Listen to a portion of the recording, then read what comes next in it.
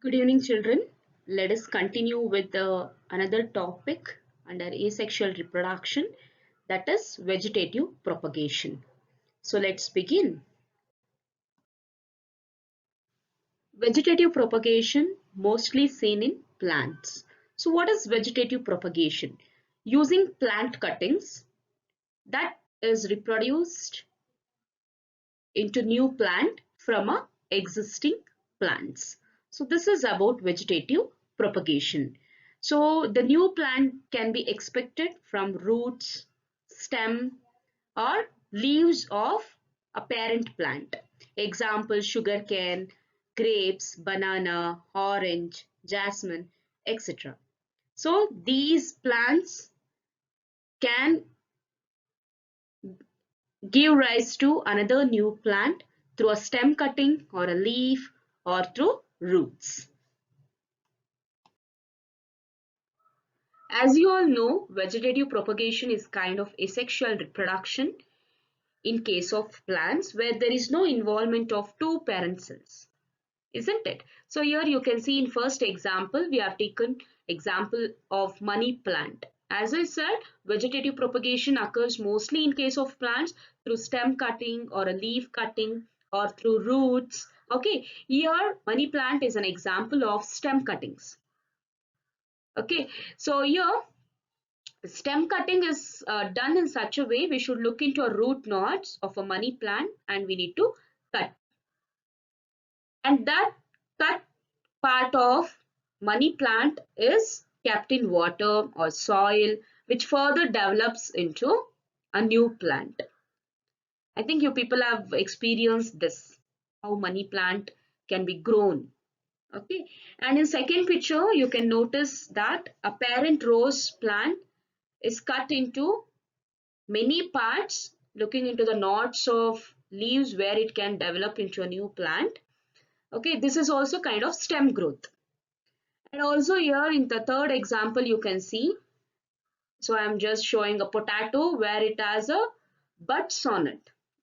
Okay, so this potato is cutted into pieces where there is a emerging buds can be seen, and this is sown in a soil so that it develops into a new plant. And in the next example, we have taken bryophyllum plant.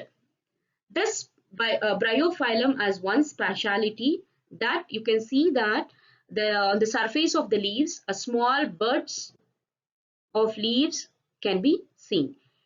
This buds can be grown into a new plant once you cut that leaf and sow it in a soil. So this is kind of vegetative propagation through leaf. And in the last picture you can see, so you can make out two different pictures. One is a bare land and one is a greenery land. So this is a transformation of a land from bare land to a greenery. Okay, so how is it getting transferred into? So once after it rains, so the left out stem or a root on this bare land can develop into a plant. So this is a natural one. So naturally the propagation is happening. So but in the above examples, whatever I said, money plant, a rose plant or a potato or bryophyllum, this is artificial one. So we are cutting this stems and we are allowing it to grow into a new plant. Where in case of this bare land and a greenery land is an example for natural propagation, isn't it? So let us see what is artificial vegetative propagation in a next slide. Coming to artificial vegetative propagation, these are of three kinds. One is cutting, layering and grafting. So we can propagate a plant through cutting.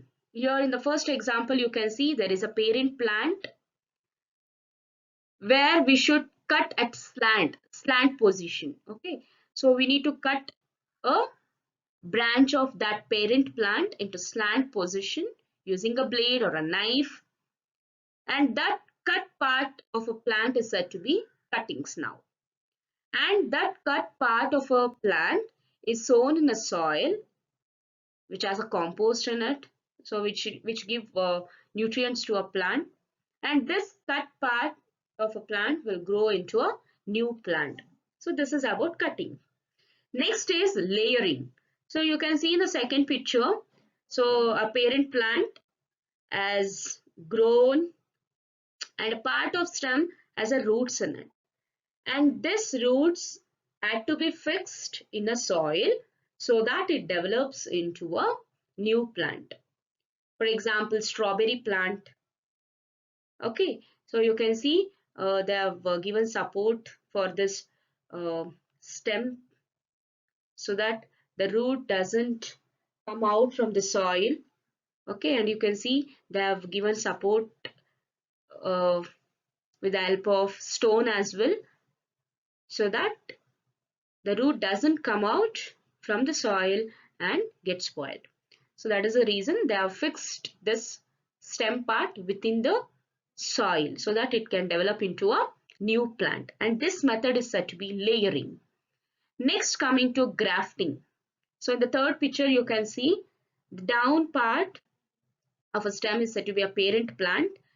So the desired character of a plant can be grafted to a original plant so that the desired flower or a fruit can be expected.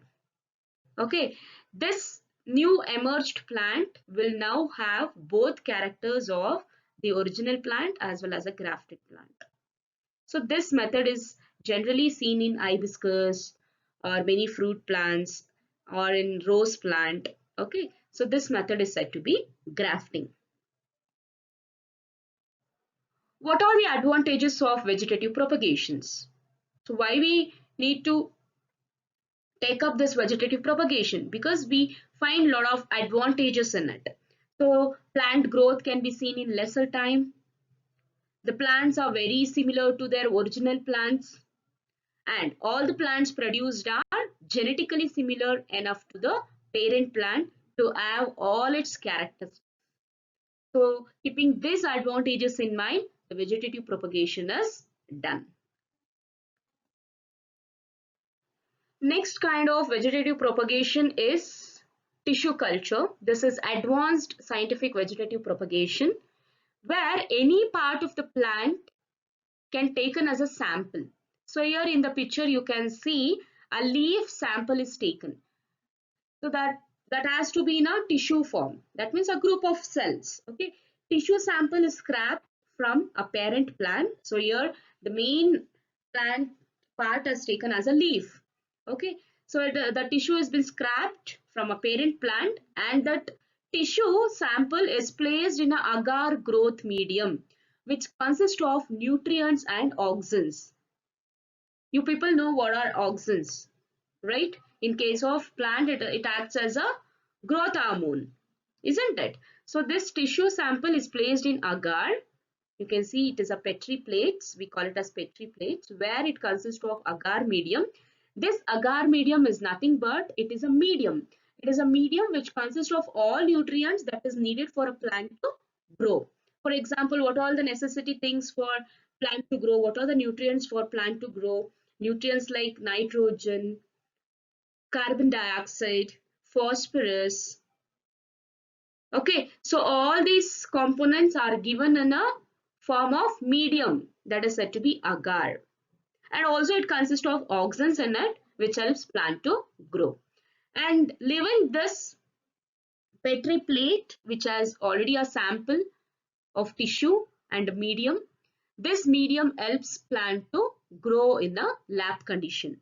Okay, these samples develop into tiny plants, and these tiny plants are trans, I mean, it is taken out and grown in a normal condition. The plantlets planted into a compost. So this is one of the advanced scientific vegetative propagation that is said to be tissue culture.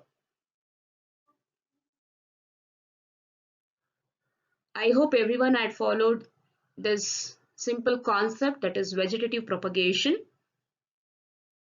So children, this ends up with one part of asexual reproduction. In next class, we will be studying about sexual reproduction in case of plants as well as animals. So see you all. Have a good day.